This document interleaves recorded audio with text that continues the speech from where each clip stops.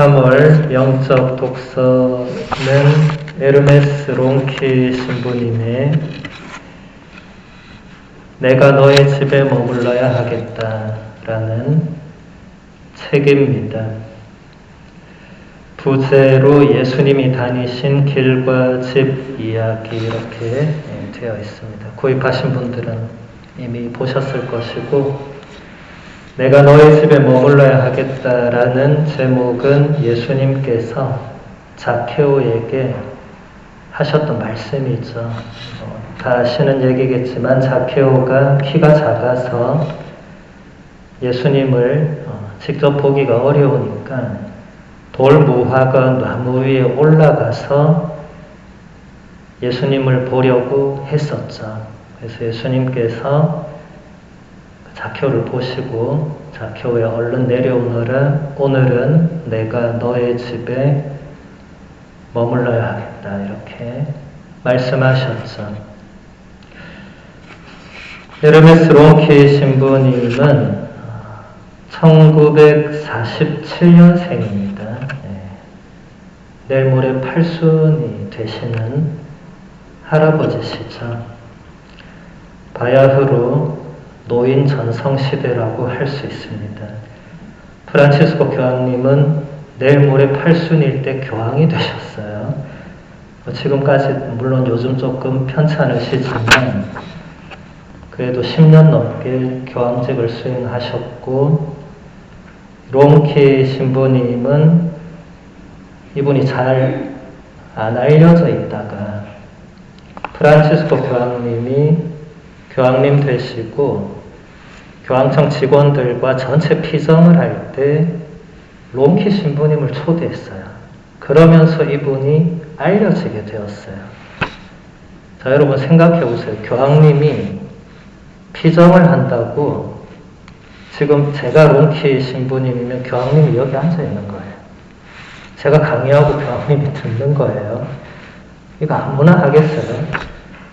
저는 초대해도 정중히 거절할 것 같아요. 제가 어떻게 교황님 앞에서 강의를 하겠습니까? 그냥 저 거기 앉아 있을 테니까 교황님이 하시면 되잖아요. 근데 교황님 그렇게 하지 않으셨고 앉아 계셨어요. 그때 사진도 되게 언론에 크게 났어요. 교황님이 앉아서, 교황님뿐만 아니라 교황청 전 직원, 그러니까 주교님들, 신부님들, 수녀님들, 직원들 단체로 버스 타고 피정집 가서 앉아 있는데 롱키 신부님이 강의를 하신 거예요.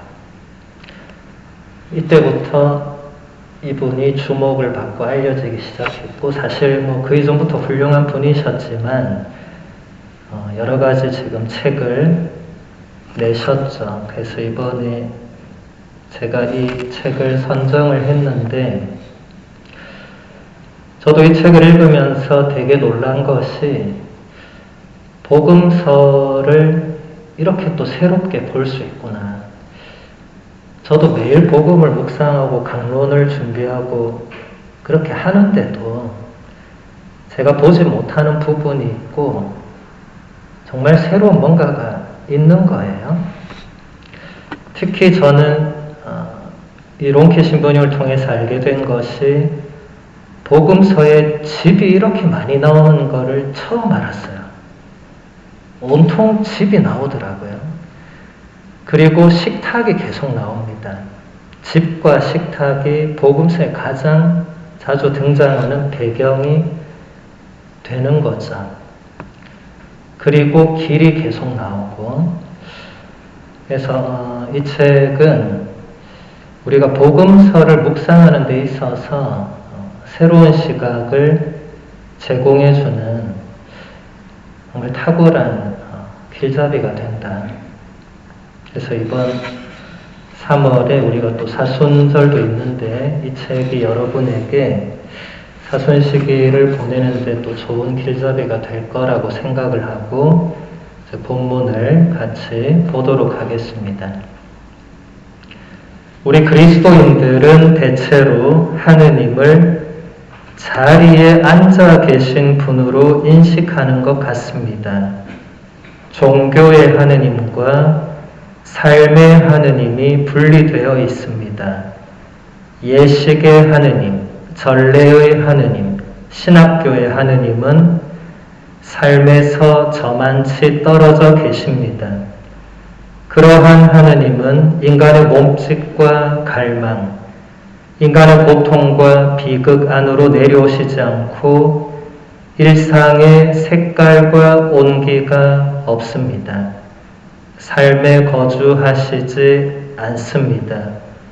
우리는 규율에 얽매이는 관료주의에 빠져서 마음을 읽어내지 못하는 문맹이 될 위험이 있습니다. 공부를 많이 하신 분이니까 느끼는 것이고 저도 신학교나 로마에서 많이 느꼈던 부분이에요. 신학교나 로마에서 뭔가를 배울 때 엄청난 걸 배웁니다. 그런데 삶에서 적용하려고 보면은 이게 뭔가 굉장히 거리가 있어요. 근데 그게 그렇게 되면 안 된다는 얘기를 하는 거죠. 저는 로마에서 뭔가를 배울 때 그런 고민을 많이 했어요. 이 배운 것을 신자들의 삶에 어떻게 접목할 것인가. 뭔가 엄청난데 신자들은 아무것도 모르고 신앙생활 하시니까 어떻게 이걸 전달할 수 있고 어떻게 이걸 연결할 수 있고 그런 고민을 끊임없이 해서 제가 유학 마치고 오자마자 냈던 책이 이제 치프리아노 성인의 주님의 기도를 신자들이 혼자서 혹은 여러 명이서 읽고 묵상하고 나눔도 하고 할 수 있는 그런 책을 한번 펴봤는데 또 책만으로도 또 한계가 있고 그래서 요즘은 이제 제가 온라인이나 오프라인으로 또 강의를 하면서 혹은 이제 피정 지도 같은 걸 하면서 이제 그 연결시키는 작업 쉽지는 않습니다. 롱키 신부님 말씀처럼 그동안 여러분들이 신앙생활 하면서 받아왔던 그런 신앙 교육이 뭔가 이렇게 굳어져 있는 그런 느낌을 제가 받을 때가 있거든요. 뭔가 열려야 되고 신앙적으로 더 깊어져야 되고 뭔가를 더 배워야 되는데 그게 아니고 신앙생활 40-50년 한 분들은 고정화되어 있거든요. 물론 고정화된 게 고정화 안 된 분보다 좋을 수는 있어요. 고정화 안 된 분들은 왔다 갔다 하잖아요. 그래서 여러분들이 발발이 신자 이런 표현 쓰잖아요. 왔다 갔다 하니까. 근데 고정화된 분들은 왔다 갔다 하진 않는데 주일 미사도 안 빠지고 뭐 할 거 다 하는데 그런데 뭔가 또 이 닫혀 있는 게 있는 거죠. 그것을 롱키 신부님도 아마 느끼셨을 거예요. 바티칸 직원들도 마찬가지일 겁니다. 교황님이 바티칸에 들어가서 그런 걸 느끼셨겠죠.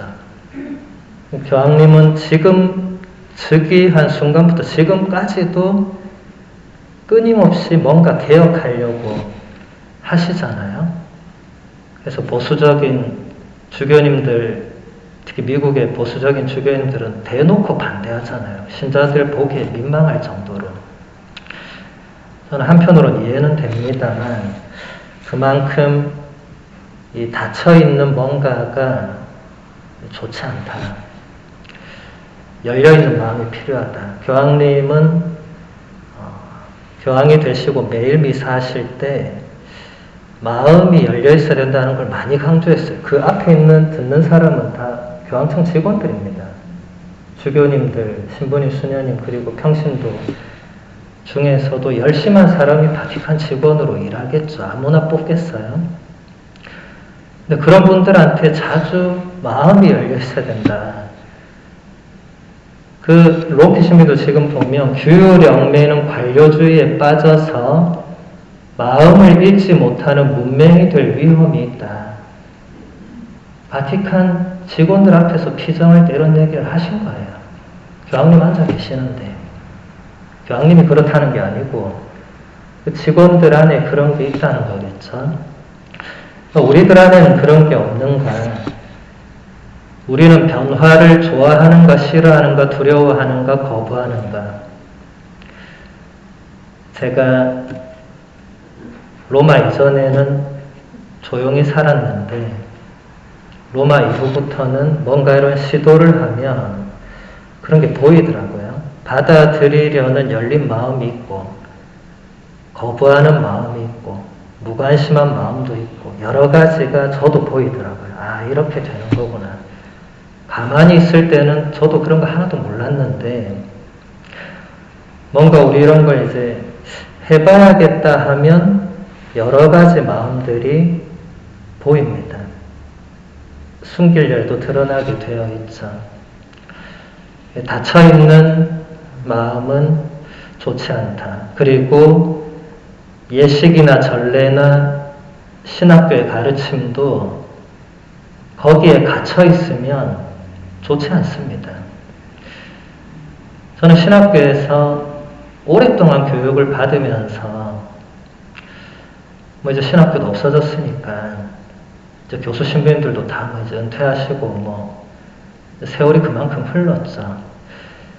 신학교에서 제가 느낀 것은 내용은 엄청난데 뭔가 알맹이가 빠져있다. 그분들이 잘못 살았다 이런 게 아니고 뭔가 이게 가르침과 이 삶의 적용에서 뭔가 괴리가 있구나.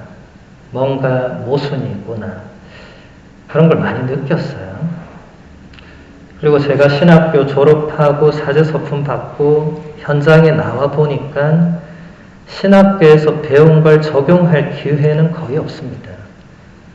유일하게 뭐 하는 건 강론밖에 없고 나머지는 다 이제 지금과는 다른 예전에 아주 본당들이 컸으니까 단체와 행사와 술자리 뭐 이런 거 하다 보면 하루가 다 가요. 그냥 뭐 다른 거 할 틈이 없어요. 다른 거를 뭐 할 그것도 없고 그냥 스케줄이 쫙 다 있습니다. 오늘은 어느 단체와 뭐 해야 되고 내일은 어느 단체와 뭐 단체가 수백 개예요. 단체가 수백 개. 식사 한 번 하면 한 달 뒤에 또 옵니다. 그러니까 이게 이렇게 가다가는 뭐 복음을 전하고 이런 게 아니고 이 단체들 식사하다가 세월이 다 가는구나. 제가 보좌 때는 그렇게 살았어요. 또 보좌는 거의 술상무거든요. 어느 자리든 보좌는 부르면 가야 됩니다. 너무 웃기죠. 주임의 보좌인데 신자들이 본인의 보좌라고 생각했던 것 같아요. 틈만 나면 저한테 연락을 합니다. 신부님 오늘 저녁에 뭐 하세요? 이렇게. 네. 뭐 한다 하면 그럼 끝나고 뭐 하세요? 이렇게 물어요. 끝나고 자야죠. 근데 잘 수가 없는 거예요. 한국은 그때나 지금이나 불야성이죠. 밤이 없어요. 거기는 밤이 대낮입니다. 천국과 비슷하죠. 어둠이 없어요. 한밤중에도 온통 밝아요. 그런 삶이 뭔가 복음을 새롭게 하고 그 시절엔 또 그런 게 필요했겠지만은 제가 로마 이후부터는 이게 뭔가 그 기존의 그런 것을 그대로 두는 건 아니다. 변화가 필요하다. 전 로마에서 프란치스코 교황님을 직접 자주 봤잖아요. 물론 요렇게는 안 봤습니다. 조금 더 거리는 있었죠. 근데 어쨌든 교황님을 매일 거의 지나가면서도 보고 그분 말씀을 매일 듣고 하다 보니까 제가 알게 모르게 교황님 영향을 많이 받은 것 같아요. 매일 그분의 말씀을 듣다 보니 따라가게 되는 거죠. 그 다음 본문 보겠습니다. 예수님은 소박한 일상의 벗입니다. 소박할수록 더 자연스럽습니다. 자연스러울수록 하느님과 더 가깝습니다. 반대로 복잡하면 복잡할수록 존재의 근원과는 더 멀어집니다. 이것은 요한 23세 성인 교황님의 말씀을 롱키 신부님이 그대로 옮긴 겁니다. 요한 23세 교황님은 지금도 이태리 사람들이 가장 사랑하는 교황님입니다. 다른 어떤 교황님보다 요한 23세는 이태리 사람들에게 특별한 분입니다. 일단 그분이 굉장히 인간적이셨거든요. 요한 23세 교황님은 교황 역사상 처음으로 바티칸 밖을 나간 분이에요. 지금은 여러분 요한 바오로 2세 교황님 덕분에 교황님의 해외 순방이 아무렇지 않지만 요한 23세 교황님 이전에는 교황님들이 바티칸 밖을 절대로 안 나갔어요. 속된 땅이니까 안 밟으신 거예요. 거룩한 분이 속된 땅을 밟으면 안 되죠. 근데 이거는 복음과 굉장히 어긋나는 거죠. 예수님은 속된 땅으로 직접 오셨는데 교황님은 속된 땅을 안 밟으면 이 말이 안 되잖아요. 여러분은 지금 상상도 못하겠지만 그 이전 교황님들은 땅에 발을 딛지 않았습니다. 우리나라 조선시대 임금님들 행차할 때 드라마나 영화 보면 땅을 밟아요, 안 밟아요? 안 밟습니다. 어떻게 합니까? 그 밑에 신하들이 이렇게 그걸 뭐죠? 마차도 아니고 이렇게 가마에 모시고 임금님은 절대 땅에 발을 딛지 않습니다. 가마에 모시고 교황님도 그랬어요. 근데 요한 23세 교황님이 가마가 타오니까 바로 갖다 버리세요. 이렇게 했어요. 교황님이 상당히 몸이 이랬거든요. 그래서 교황님이 농담으로 내가 저기 올라가면 밑에 다 죽는다 이렇게 했어요. 사람들이 이걸 진짜 치워야 되나 말아야 되나 고민을 그 경호원들이 역사 전통을 지켜야 되는데 교황님이 치우라니까 경호대장 눈치를 또 보잖아요. 이거 치워야 되나 말아야 되나. 이 개혁이 이렇게 쉽지 않습니다. 요한 23세 교황님이 성인이 될 수 있었던 이유 중에 하나는 그분의 그 소박함, 또 너무나도 인간적인 분이셨던 그분 영화 아마 보신 분들 많을 거예요. 요한 23세 교황 영화가 있습니다. 안 보신 분들은 꼭 한번 보시면 요한 23세 교황님을 새롭게 알고 이해하는데 큰 도움이 될 건데 저는 그 영화를 몇 번이나 봤어요. 근데 볼 때마다 굉장히 감동이었어요. 근데 내용은 하나도 감동이 없어요. 그냥 요한 23세 교황님이 했던 걸 그대로 영화로 만든 건데 그냥 인간적이에요. 근데 앞에 교황님들이 그렇게 안 사셨기 때문에 그게 굉장히 주목받는 거예요. 제가 영화에서 기억나는 또 재밌는 에피소드가 교황님이 바티칸 세탁소에 전화를 했어요. 직접. 그전에는 절대 그런 일이 없고 다 비서가 하는데 요한 23세 교황님이 직접 전화를 했어요. 그러니까 세탁소에서 막 세탁기를 돌리던 수녀님이 전화를 받았어요. 그래서 요한 23세 교황님이 저 교황인데요. 수녀님 이랬더니 수녀님이 당신이 교황이면 나는 성모 마리아다 이렇게 한 거예요. 그래서 교황님이 나 교황 맞는데 나 거기 좀 가야 되겠는데 그러니까 이 수녀님 너무 기가 찬 거예요. 장난 전화하지 말고 빨리 끊어라 나 바쁘다. 그러니까 교황님이 나 진짜 교황 맞는데 거기 가야 된다. 나 지금 세탁물을 뭐 확인해야 된다. 이렇게 한 거예요. 그러니까 수녀님이 당신이 5분 내로 여기 오면 교황인 걸 인정해주고 아니면 고발하겠다. 이렇게 한 거예요. 그리고 교황님이 실제로 가신 거예요. 그리고 수녀님이 교황님 보고 얼마나 기절하지 않았겠어요? 예. 그런 일이 없었던 겁니다. 지금 교황님은 뭐 충분히 그렇게 하시고도 남지만은 요한 23세 교황님은 기존의 교황님이 한 번도 하지 않으셨던 그러니까 어떤 권위적이거나 이런 모습들을 전혀 하지 않으신 거죠. 직접 세탁소를 처음 가신 분이에요. 직접 바티칸 바깥을 처음 나가서 요한 23세 교황님 때문에 경호처 직원들이 굉장히 애를 먹었다 그래요. 이분의 동선을 모르는 거예요. 경호처 직원들이. 경호할 대상이 어디 있는지 알아야 되는데 어디 있냐 물어보고 확인해 보면 바티칸에 안 계신 거예요. 어디 있는 거 확인했더니 바티칸 앞에 있는 그 애기들 병원에 가서 애기들하고 놀고 계시는 거예요. 근데 거기서는 더 웃기는 건 교황인 줄 모르고 웬 할아버지가 애기들하고 놀고 있으니까 저 할아버지는 누군가 이랬다는 거예요. 교황님이 사복을 입고 나간 거예요. 밤중에 애기들한테.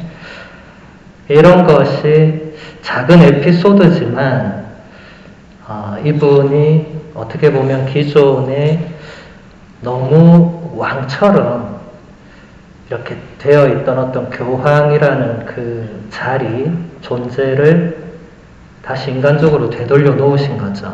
그분이 이렇게 얘기한 겁니다. 소박할수록 더 자연스럽고 자연스러울수록 하느님과 더 가깝습니다. 그 반대로 복잡하면 복잡할수록 존재의 근원인 하느님과 멀어집니다. 아주 중요한 식별의 기준을 가르쳐 주신 거예요. 여러분 앞으로 살아가면서 뭔가를 할 때 그게 심플할수록 하느님의 뜻에 가까운 거고 뭔가 복잡해지면 이게 우리가 하느님의 뜻과 멀어지는 거구나라고 판단해도 된다는 거예요. 이런 뛰어난 분들은 식별의 기준을 제시해 줍니다. 여러분 앞으로 이 기준으로만 살아가도 많은 일에서 더 소박해지고 더 단순해지고 더 하느님 뜻에 가까워질 수 있을 겁니다. 그 다음 본문 보겠습니다. 그때에 시몬의 장모가 열병으로 누워 있어서 사람들이 곧바로 예수님께 그 부인의 사정을 이야기하였다. 관심을 가지고 주의 깊게 살피는 것은 사랑의 기본 법칙입니다. 여기서 예수님이 생명을 살리고자 가장 먼저 하신 일은 귀 여겨 들음이라는 것을 알 수 있습니다. 지금 사람들이 온통 관심을 쏟고 있는 바를 이야기하는 이는 아파 누워있는 당사자가 아닌 다른 사람들이고 그들이 맨 먼저 말한 것은 부인의 고통이었습니다. 예수님이 가장 먼저 눈길을 보내신 곳도 그 부인의 아픔이었습니다. 그런데 우리는 얼마나 오랫동안 예수님이 맨 먼저 눈길을 두는 곳은 우리의 죄라고 믿어왔습니까? 사실은 그렇지 않습니다. 마르코복음 1장에 보면 시몬의 장모가 열병으로 누워 있어서 사람들이 예수님께 그 부인의 사정을 이야기하고 예수님이 그 부인의 손을 잡아 일으키셔서 열이 가시고 하는 그 이야기가 나오죠. 그래서 그냥 지나갈 수 있는 이야기인데 여기서 론키 신부님이 예수님이 어떻게 하시는가를 유심히 묵상하고 지금 설명해 주는 겁니다. 일단 예수님은 사람들의 이야기를 귀 여겨 들으셨다는 거예요. 지금 사람이 한두 명이 아니에요. 여러분 예수님 주위에는 항상 군중이 때로 몰려 있었다는 것을 생각해야 돼요. 그 군중은 여러분처럼 이렇게 조용히 있는 군중이 아니었어요. 난리를 치는 군중이었어요. 근데 그 와중에 누군가가 지금 시몬의 장모가 열병으로 이걸 예수님이 들으신 거예요. 그리고 그 장모에게 가셔서 손을 잡고 병을 고쳐주시는데 관심을 가지고 주의 깊게 살피는 것이 사랑의 가장 기본적인 법칙이다. 여러분 자녀가 어릴 때 여러분이 이렇게 했죠. 관심을 가지고 주의 깊게 살폈죠. 이제 다 크고 나니까 이제는 안 그러지만 그래도 여러분이 자녀를 바라볼 때는 항상 이게 기본적으로 깔려 있는데, 신앙인이라면 자녀에게 본능적으로 가는 그걸 넘어서서 누구에게든지 이 사랑의 기본 법칙이 실현되어야 된다. 무관심이 가장 안 좋은 것이라고 프란치스코 교황님도 10년 동안 한결같이 얘기하고 있죠. 무관심의 세계화가 가장 무서운 것이다. 주가 지수가 왔다 갔다 하는 건 매일 뉴스에 나오는데, 고통받는 사람이 죽어가는 거는 전혀 뉴스가 되지 않는 그 현실을 교황님은 굉장히 분노하셨죠. 사람들이, 옆 사람이 죽어가는데 자기 은행 계좌에 돈이 올라가나 안 올라가나, 달나라에 누가 위성을 쏘나 안 쏘나, 이런 것만 관심을 가지니까 그건 아니지 않느냐. 옆에 사람이 있고 사람이 아파하고 사람이 죽어가는데 달에 위성을 쏘면 뭐하냐. 옆에 사람이 죽어가는데, 옆에 사람이 아파하는데 너의 주식이 그렇게 오르면 뭐하냐. 그 얘기를 하시는 거죠. 그리고 예수님께서 가장 먼저 눈길을 보내신 곳은 부인의 고통과 아픔이었다. 우리에게도 마찬가지입니다. 예수님이 우리에게 가장 먼저 눈길을 두시는 곳은 우리의 고통과 아픔입니다. 그런데 우리는 롱키 신부님 말씀처럼 아주 오랫동안 예수님이 맨 먼저 눈길을 두시는 곳은 우리의 죄라고 생각하고 살아왔습니다. 특히 옛날 신앙인들은 더 그랬고, 오늘날에도 사실 많은 신자들이 기본적으로 그런 게 좀 깔려 있는 것 같아요. 네. 고해성사를 두려워하고 회피하려는 어떤 경향도 영향이 있습니다.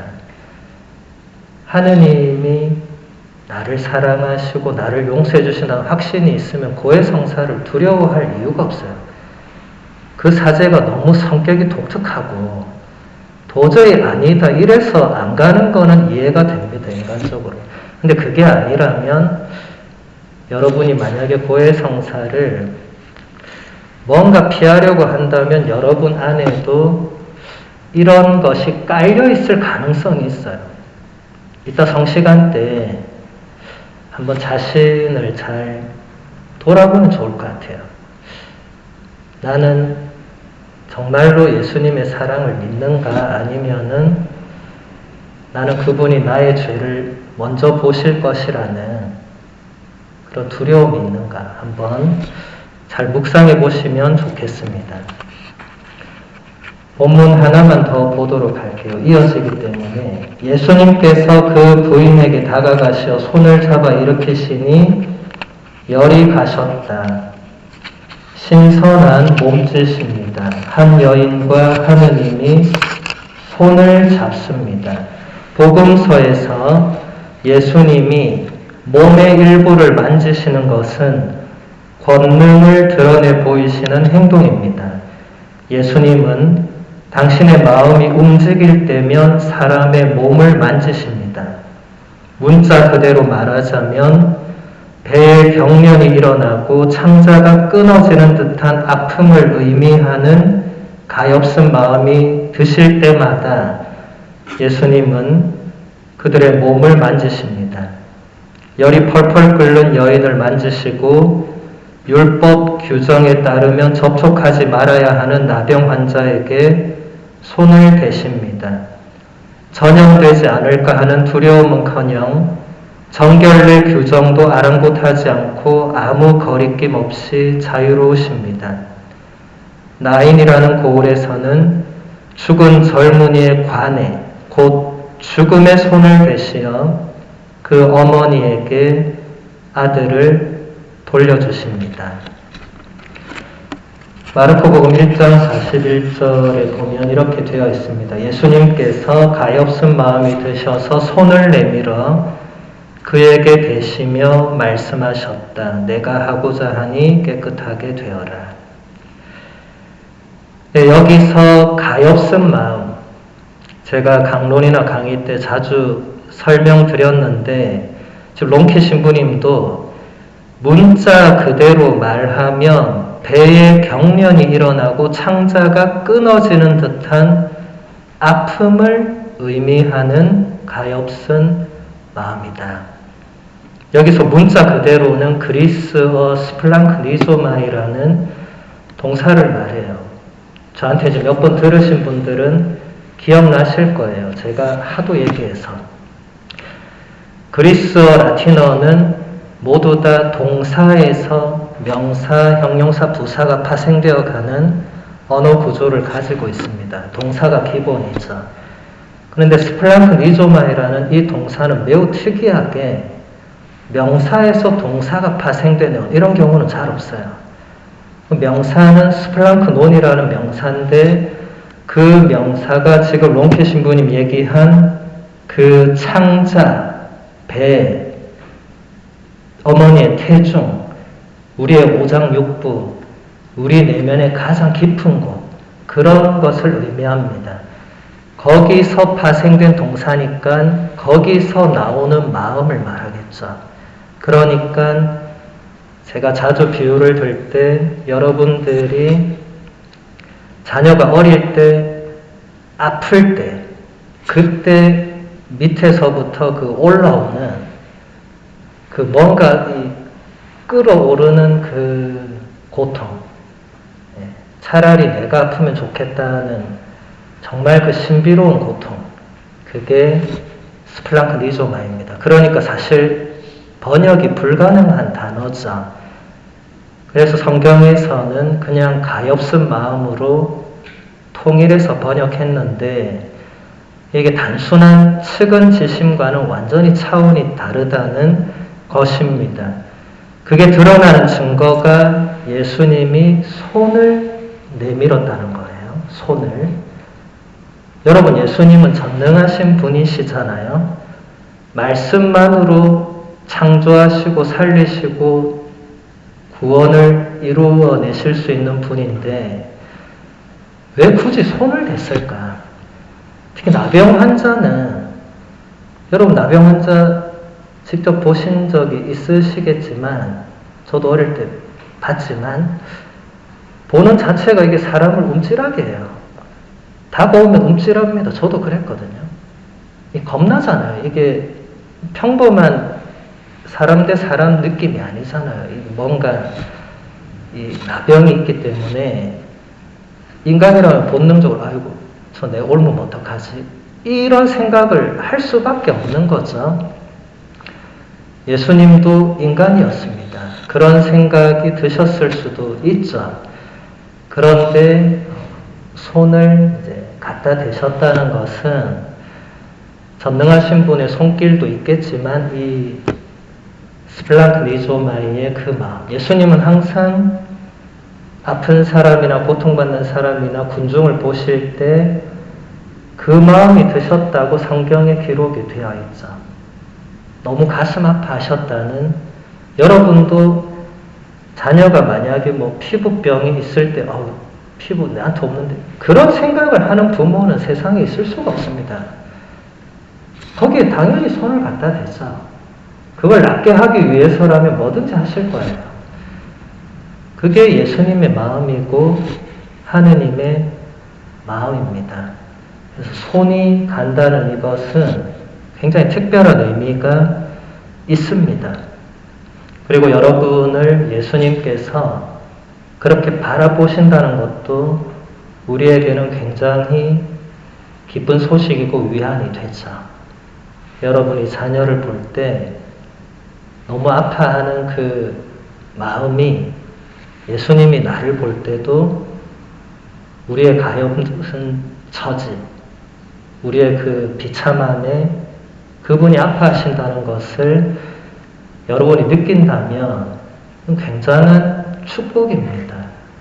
오늘 성시간 때 그 예수님의 마음을 또 스플랑크니조마이라는 그 동사를, 그리고 예수님이 시몬의 장모나 나병 환자에게 손을 대시는 그 장면을 마음속으로 떠올리시면서 그분의 마음을 묵상하는 그런 시간을 가지시면 좋겠습니다.